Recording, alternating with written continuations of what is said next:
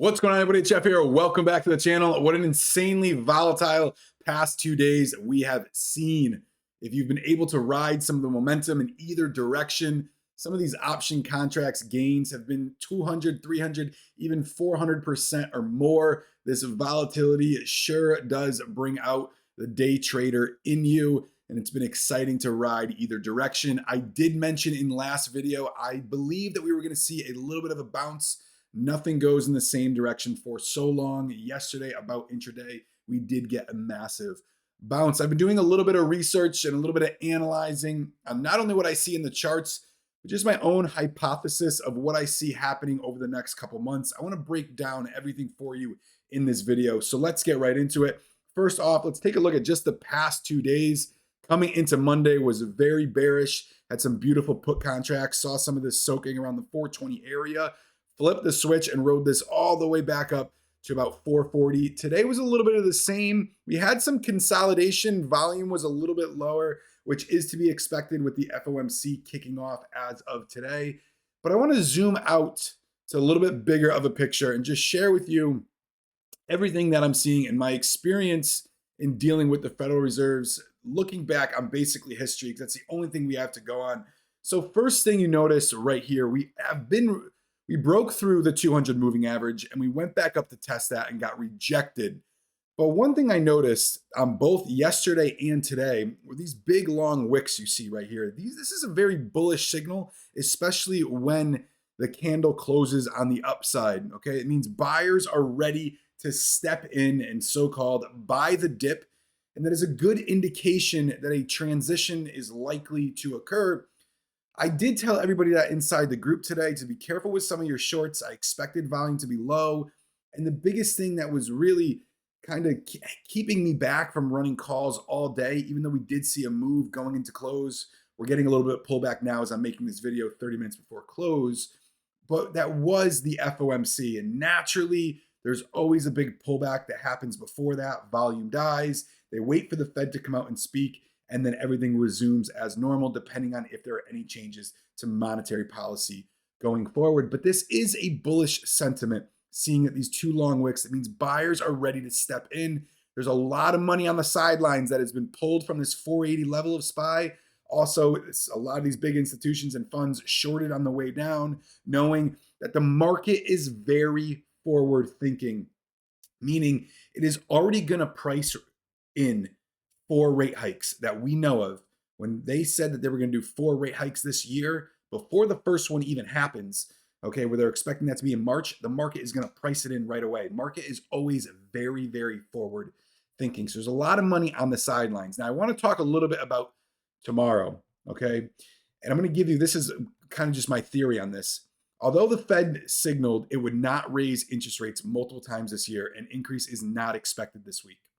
So as long as we do not see the Fed come out and say, all right, we're doing our first interest rate hike, it's going to be now, we're rolling it, it's going up to a quarter of a point, okay, the market is going to stabilize and it's going to feel a little bit more secure. If they do give any indication, that will be good. But like I said, it is priced into the market. Now here comes a little bit of a twist, okay? This individual stated, they know history has shown that if they move too quickly on interest rates, it adds risk of moving the economy into a slowdown and the risk of a recession. And I was talking with one of my friends he's a little bit older than me. He has a little more experience inside the markets as I do. And he said to me, Jeff, think about it. It's 2022, okay?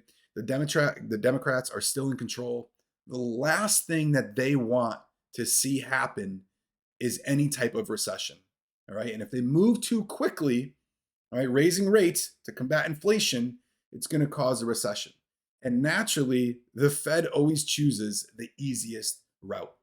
Well, as a long-term, as a bullish investor, this is a good sign for us. If they raise interest rates only 2 times this year to try to at least stabilize inflation or prevent inflation from rising any further, that is going to lead for the market to continue to rise and rise. And when you think about the political aspect of this, and I don't really like talking about politics, but in this situation, it directly correlates with the market, all right? They're not going to want to shake things up, especially because we have midterms happening this year. So that is a little bit of my own personal thesis and hypothesis of what I see happening. And also just because the past 2 days, there was a lot of bullish buyers coming in and buying the dips, a lot of things on big discount. The other thing I want to share with you just to wrap up this video is this right here. This is the fear and greed index.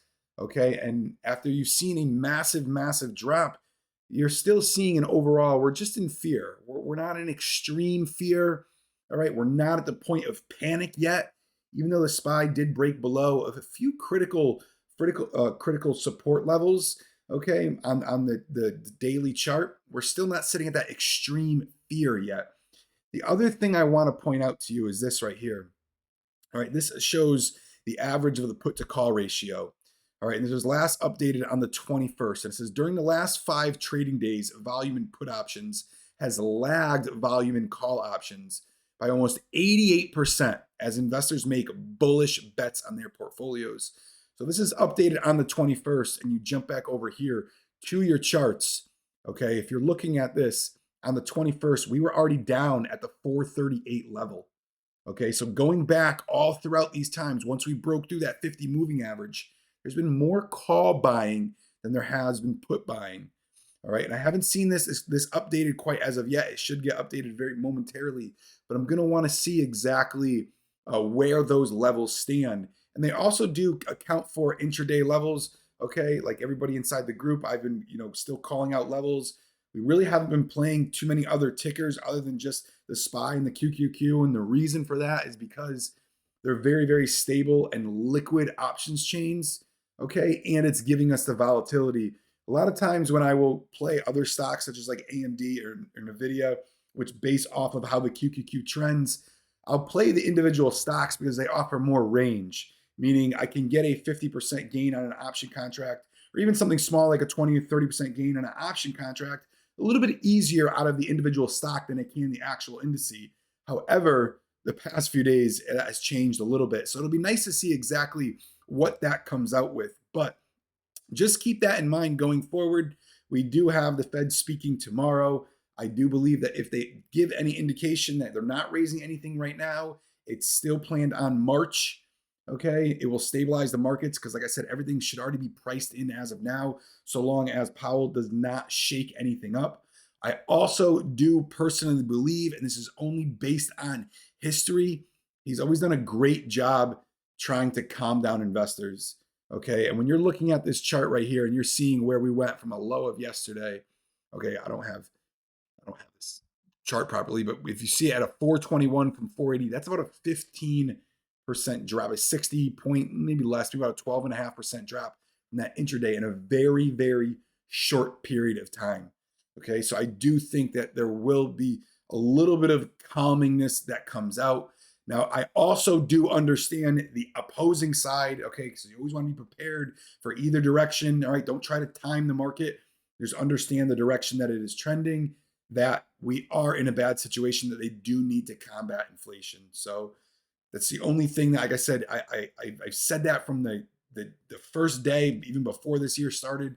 It's all going to be about inflation. I feel like I understand a lot of other metrics, but like I said, when it comes to inflation, that could be that little turning point. So it'll be interesting to see how tomorrow plays out. But that's it for this video, guys. I'll see you in the next one.